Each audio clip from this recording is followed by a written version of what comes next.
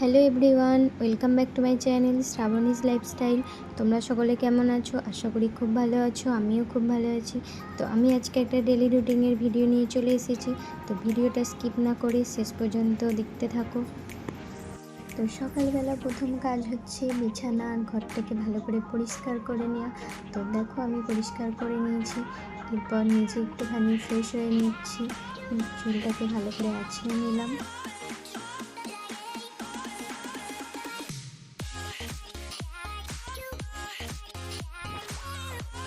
তো দেখো আমি একটু ক্রিম মেখে নিলাম মুখে। এরপর আমি আমার হাজবেন্ডের একটু খাবার তৈরি করে নিলাম।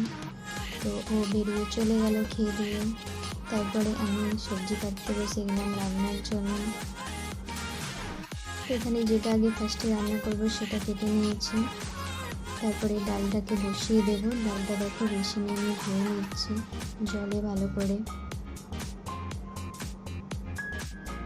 তো এরপরে ডালটাকে প্রেশার কুকারে দিয়ে দিচ্ছি।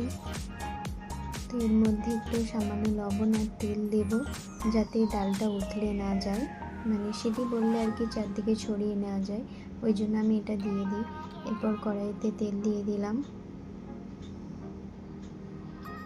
তেলটা গরম হয়ে আসলে এই সবজিগুলোকে দিয়ে একটু নাড়াচাড়া করে ভেজে নিচ্ছি। তো এরপরে আমি এই শুকনো লঙ্কাগুলোকে ছাড়িয়ে রাখছি। তো রান্নার সময় কাজে লাগলে তাড়াতাড়ি হয়, তাই জন্য এটা আগে থাকতে করে রাখি আমি। তো দেখো এই তরকারিটা আমার হয়ে এসছে, পাশে ডালটাও হয়ে এসছে। এরপর আমি চলে গেলাম ছাদে।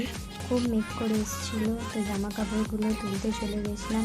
বর্ষাকালে এই এক সমস্যা, তোলা আর পাড়া। তারপরে নিচে নেমে এলাম, এসে পনিরগুলোকে কেটে নিয়েছি, যেহেতু আজকে পনির হবে। তো দেখো ভালো করে ছোটো ছোটো পিস করে নিলাম পনিরগুলোকে। এরপর হলুদ আর লবণ দিয়ে একটু মাখিয়ে রাখছি, দিয়ে ভেজে নিলাম। তো দেখো পনিরটাকে একটু ঢাকা দিয়ে চলে এলাম হেয়ার কেয়ার করতে। তো আমি নবকুন্তলের হেয়ার টনিকটা ইউজ করি। এটা মোটামুটি চুলে 1 ঘন্টা দিয়ে রাখতে হয়, তারপর শ্যাম্পু করে নিতে হয়। তো তাই স্নান করার আগে আমি এটা দিয়ে দিলাম। তো দেখো ভালো করে দিয়ে দিচ্ছি চুলের মধ্যে। এরপরে আমার রান্নাবান্না কমপ্লিট হয়ে গেছিলো। তো আমি এখানে রান্না করেছি ভাত, আর এটা ছিল মটরের ডাল, আর ছিল এখানে বরবটি দিয়ে আলু দিয়ে সব রকম সবজি দিয়ে একটা তরকারি, আর এখানে ছিল আলু পনির তরকারি, যেটা আমার খুব পছন্দের। আর এরপরে হয়েছিল চিকেন, যেটা আমার বরের খুব পছন্দের রান্না। তারপরে ছিল ডিম ভাজা, কারণ আমার শাশুড়ি মাংস খায় না, তাই জন্য ডিম ভেজে দিয়েছিলাম। তো দেখো আমার স্নান করা হয়ে গেল। এরপর আমি ঘরে চলে এসেছি। তো চুলটাকে ভালো করে আঁচড়ে নিচ্ছি সামনেটা। পুরো চুল আঁচড়াই না, যেহেতু চুল ওঠে ভিজে চুল আঁচড়ালে, তাই সামনেটুকু একটু আঁচড়ে নিলাম সিঁদুরটা পরার জন্য। তো তোমরা ভিডিওটা শেষ পর্যন্ত দেখতে থাকো।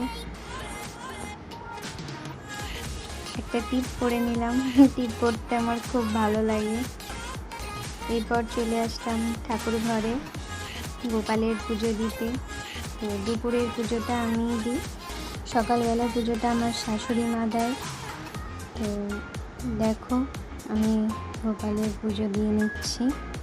তো আমাদের এই একটা সিংহাসনে থাকে রাধা গোবিন্দ আর গৌরনিতাই, আর একটা সিংহাসনে থাকে মা লক্ষ্মী নারায়ণ, আরও সব ঠাকুর থাকে। আর এই ছোট্ট সিংহাসনটাতে থাকে আমার গোপাল। তো দেখো আমার পুজো দেওয়া হয়ে গেল। তোমাদেরকে একটু ভালো করে দেখিয়ে নিচ্ছি আমার গোপালকে আর ঠাকুরগুলোকে। আজকের ভিডিওটা আমি এখানেই শেষ করব।